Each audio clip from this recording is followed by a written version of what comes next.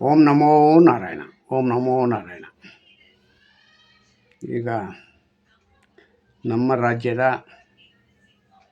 ನಮ್ಮ ದೇಶದ AICC ಅಧ್ಯಕ್ಷರಾದಂಥ ಮಲ್ಲಿಕಾರ್ಜುನ ಖರ್ಗೆ ಅವರು ನಮ್ಮ ರಾಜ್ಯದವರೇ ಆಗಿರೋದ್ರಿಂದ ಅವರಿಗೆ ಹುಟ್ಟುಹಬ್ಬದ ಶುಭಾಶಯಗಳು. ಎಲ್ಲರೂ ಮಾಡಿದರೆ ನಾನು ಹೇಳ್ಬಿಡ್ತಾ ಇದ್ದೀನಿ, ಹುಟ್ಟುಹಬ್ಬದ ಶುಭಾಶಯಗಳು.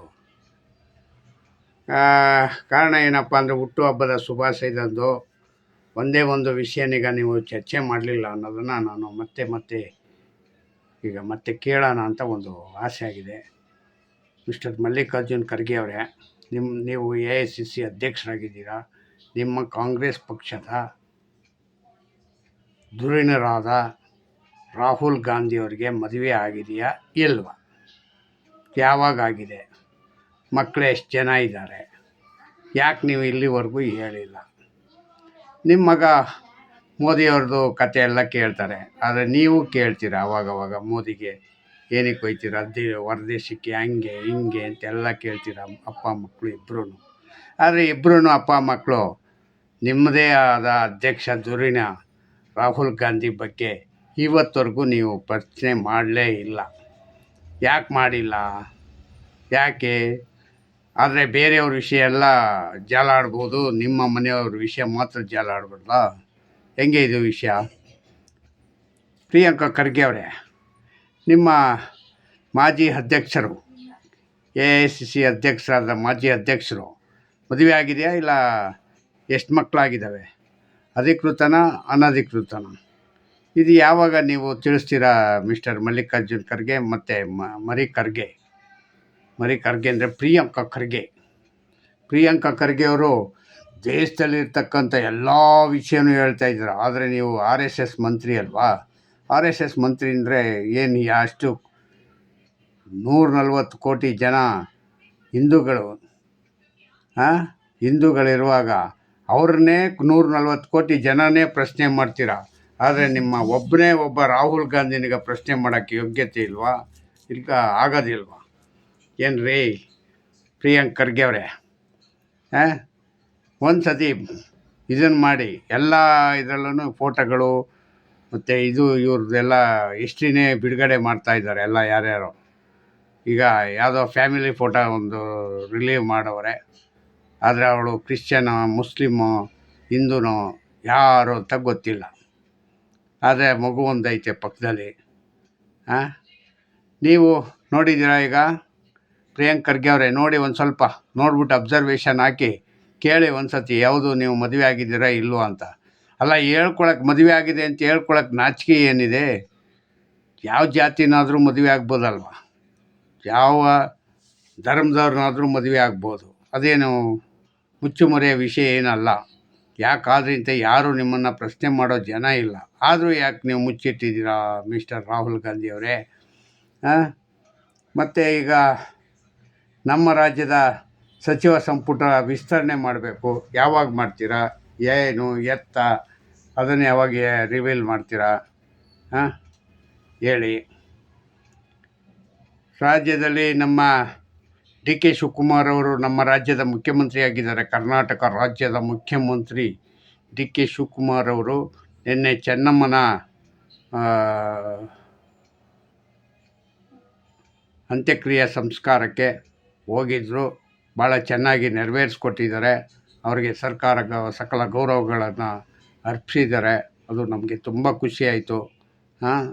ರಾಜಕೀಯ ದ್ವೇಷ ಎಲ್ಲ ಬಿಟ್ಟು ಮರೆತು ಹೋಗಿದ್ದಾರೆ. ಸಿದ್ದರಾಮಯ್ಯನವರು ಅಷ್ಟೇ. ಸಿದ್ದರಾಮಯ್ಯನವರು ಹೋಗಿ ದೇವೇಗೌಡರ ಕಣ್ಣುರಿಸ್ತಾಯಿದ್ರು. ಭಾಳ ನನಗೆ ನಿಮ್ಮಿಬ್ಬರ ಬಾಂಧವ್ಯ ಎಷ್ಟು ಚೆನ್ನಾಗಿತ್ತು, ಹೆಂಗೆ ಅಳಿಸೋಯ್ತು, ಯಾಕೆ ನೀವು ಹಿಂಗೆ ಆದ್ರಿ ಅಂತ ನಾನು ಇದು ಮಾಡಿಕೊಂಡೆ ಮಿಸ್ಟರ್ ಸಿದ್ದರಾಮಯ್ಯ ಅವರೇ.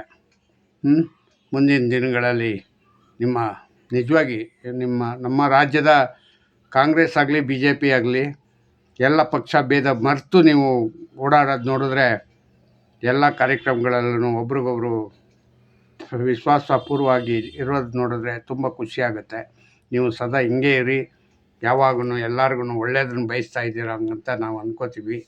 ಇಷ್ಟೇ ಹೇಳ್ತಾ, ನಿಮ್ಮ ಮಂತ್ರಿಮಂಡಲ ಎಲ್ಲಿವರೆಗೆ ಬಂತು, ಯಾರ್ಯಾರನ್ನ ಮಂತ್ರಿಮಂಡಲಕ್ಕೆ ಸೇರಿಸ್ಕೋಬೇಕು ಅಂತ ಡಿಸೈಡ್ ಮಾಡಿದ್ದೀರಾ ಹೇಳ್ತೀರಾ ಮಿಸ್ಟರ್ ಯಾರೋ ಪ್ರಿಯಾಂಕ ಖರ್ಗೆ ಇತ್ತು ಕೃಷ್ಣಪ್ಪನವರ ಮಗ ವಿಜಯನಗರದ MLA ಅವರು ಮಗ ಮಂತ್ರಿ ಆಗ್ತಾರೆ ಅಂತ ಸುದ್ದಿ. ಆಮೇಲೆ ಬಾಲಕೃಷ್ಣ ಆಗ್ತಾರೆ ಅಂತ, ಹರ್ಷದ್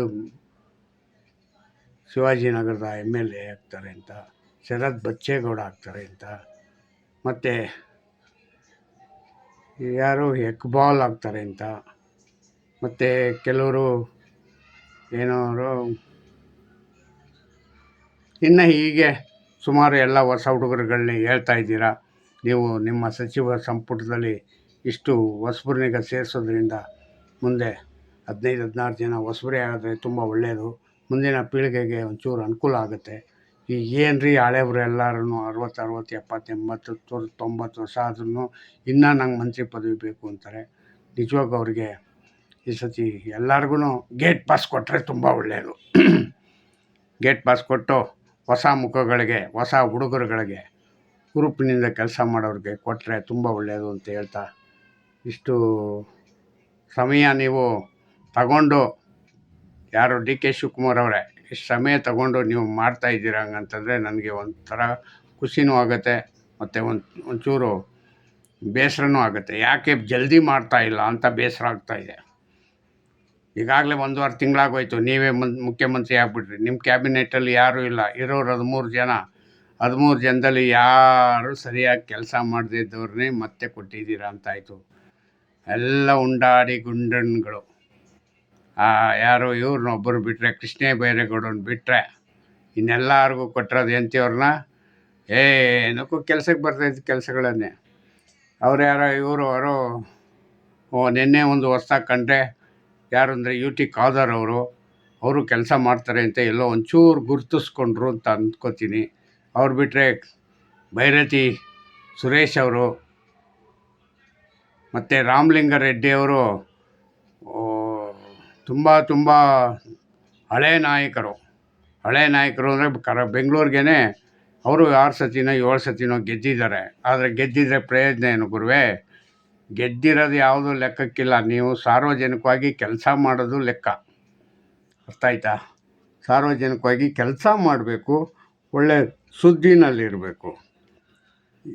ಏನು ನೀರಾವರಿಗೆ ನಮ್ಮ ಕಾವೇರಿ ನೀರು ರೈತರಿಗೆ ಬಿಟ್ಟಿದ್ರೆ ಚೆನ್ನಾಗಿತ್ತು.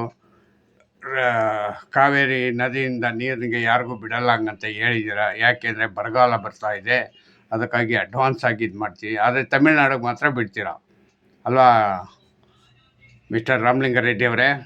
ತಮಿಳ್ನಾಡಿಗೆ ಯಾರಿಗೂ ಹೇಳ್ದೆ ಕೇಳದೆ 1 TMC ಆಗಿ, ಇಲ್ಲ ಅದೆಷ್ಟೆಷ್ಟು ಕ್ಯೂಸೆಕ್ ನೀರು ಅಂತ ಲೆಕ್ಕ ಹಾಕ್ತಿರಲ್ಲ, 5,000 6,000 ಕ್ಯೂಸೆಕ್ ನೀರು ಬಿಟ್ಟಿದ್ದೀವಿ ಅಂತ, ಹಂಗೆ ಬಿಡ್ತಾ ಇದ್ದೀರ. ನಮ್ಮ ಡ್ಯಾಮು ಖಾಲಿ ಆಗ್ತಾ ಇರ್ತದೆ, ಮಳೆ ಹೋಗ್ತಾ ಇದೆ, ಬರ್ತಾನೇ ಇಲ್ಲ. ಅದಕ್ಕೆ ಯಾವತ್ತು ಮೋಡ ಬಿತ್ತನೆ ಮಾಡ್ತಿರೋ ಗೊತ್ತಿಲ್ಲ. ಅದು ಯಾಕೆ ದುಡ್ಡು ಖರ್ಚಾಗಬೇಕಲ್ಲ ಮೋಡ ಬಿತ್ತನೆ ಕತೆ ಹೇಳಿ. ಹಿಂದೆ SM ಕೃಷ್ಣ ಇದ್ದ ಕಾಲದಲ್ಲೂ ಬರಗಾಲ ಬಂತು. ಗೌಡ್ರುಗಳಾದಾಗ ಅಂತ ನಾನು ಇದನ್ನು ಮಾಡ್ತೀನಿ, ಗೌಡ್ರು ಅಂತಲೇ ಅಲ್ಲ, ಇನ್ನೊಂದೇನು SM ಕೃಷ್ಣ ಆದಾಗೂ ಆಗಿತ್ತು, ಮತ್ತು ದೇವರಾಜ್ ಅರಸು ಆದಾಗ್ಲೂ ಬರಗಾಲ ಇತ್ತು, ಯಾರು ನಮ್ಮ ರಾಮಕೃಷ್ಣ ಹೆಗಡೆ ಇದ್ದಾಗ್ಲೂ ಬರಗಾಲ ಇತ್ತು. ಆಯಿತಾ? ಈಗ DK ಶಿವಕುಮಾರ್ ಕಾಲನೂ ಬರಗಾಲಕ್ಕೆ ನಂದಿ ಆಡ್ತಾ ಇದೆ. ಈಗಾಗಲೇ 2-3 ತಿಂಗಳು ಕಳೆದಾಯಿತು. ಇನ್ನು 3 ತಿಂಗಳು ಹೋಗ್ಬಿಟ್ಟು ನೆಕ್ಸ್ಟ್ ಆಗ ಅಕ್ಟೋಬರ್ ನವಂಬರ್ಗಳು ಬಂದುಬಿಟ್ರೆ ಇದು ಈ ವರ್ಷ ಚಾಲು ಆಗಿಬಿಡುತ್ತೆ. ಬರಗಾಲನಿಗೆ ಎದುರಿಸೋದು ಅಷ್ಟು ಸುಲಭದ ಮಾತಲ್ಲ. ಅಷ್ಟು ಸುಲಭವಾಗಿ ಜನರಿಗೆ ಬೇಕಾದಂಥ ಬೆಳೆಯೋದಕ್ಕೆ ಆಗಲ್ಲ. ಈರುಳ್ಳಿ ಬೆಳ್ಳುಳ್ಳಿ ಬೆಲೆ ಎಲ್ಲ ಗಗನಕ್ಕೇರುವ ಎಲ್ಲ ಲಕ್ಷಣಗಳು ಮುಂದಿನ ದಿನಗಳಲ್ಲಿ ಬರ್ತದೆ. ಯಾಕೆ ಹಂಗಂತಂದರೆ, ಮಳೆನೇ ಆಗಿಲ್ಲ ಅಂದರೆ ಉತ್ತರ ಕರ್ನಾಟಕಕ್ಕೆ ಅವ್ರು ಎಲ್ಲಿ ಬೆಳೀತಾರೆ ಪಾಪ ಈರುಳ್ಳಿನೂ ಇಲ್ಲ, ಬೆಳ್ಳುಳ್ಳಿನೂ ಇಲ್ಲ. ಈಗ ಬೆಳ್ಳುಳ್ಳಿ 120, 130 ಆದರೆ ಈರುಳ್ಳಿ ಆಗಲೇ 60 ರೂಪಾಯಿ ಆಗಿದೆ. ಇನ್ನೊಂದು ಸ್ವಲ್ಪ ದಿವಸ ಹೋದರೆ 60 ಹೋಗಿ ಅದು 120 ಆಗುತ್ತೆ. ಹಿಂಗೆ ಒಂದೊಂದೇ ಬೆಲೆ ಏರ್ತಾ ಇದ್ದರೆ, ಈರುಳ್ಳಿ ಬೆಳ್ಳುಳ್ಳಿ ಬೆಲೆ ಏರಿದ್ರೆ ಇವ್ರಿಗೇನೋ ಸರ್ಕಾರದಲ್ಲಿ ಕೆಲಸ ಮಾಡೋರಿಗೇನೋ ಟಿ ಎ ಡಿ ಎ ಕೊಟ್ಬಿಡ್ತಾರೆ ಈರುಳ್ಳಿ ಬೆಳ್ಳುಳ್ಳಿಗೆ. ಬೇರೆಯವ್ರ ಕತೆ ಹೆಂಗೆ? ಹಾಂ, ಬೇರೆಯವ್ರ ಕತೆ ಹೆಂಗೆ ಹೇಳಿ? ಹಿಂಗಾಗ್ತಾಯಿದೆ. ಅದರಿಂದ ಎಲ್ಲರೂ ದೇವ್ರನಿಗೆ ಬೇಡ್ಕೊಳ್ಳಿ, ದಯವಿಟ್ಟು ನಮಗೆ ಬರಗಾಲ ಬರ್ದಿದ್ದಂಗೆ ಆಗ್ದಿಂಗಂತ, ಮಳೆ ಸಕಾಲಕ್ಕೆ ದೊರಕಲಿ ಅಂತ ಹೇಳ್ತಾ ಇಷ್ಟು ಹೇಳಿ ನನ್ನ ಮಾತಿಗೆ ಮುಗಿಸ್ತೀನಿ. ಜೈ ಹಿಂದ್, ಜೈ ಕರ್ನಾಟಕ ಮಾತೆ. ಓಂ ನಮೋ ನಾರಾಯಣ, ಓಂ ನಮೋ ನಾರಾಯಣ.